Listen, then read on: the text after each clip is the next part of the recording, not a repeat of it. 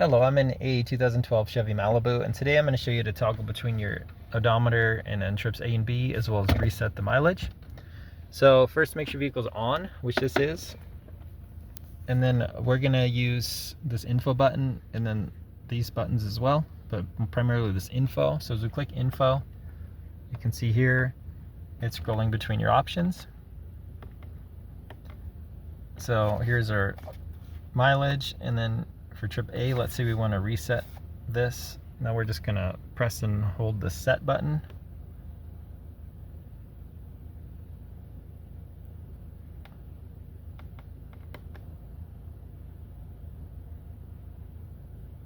And it'll eventually reset.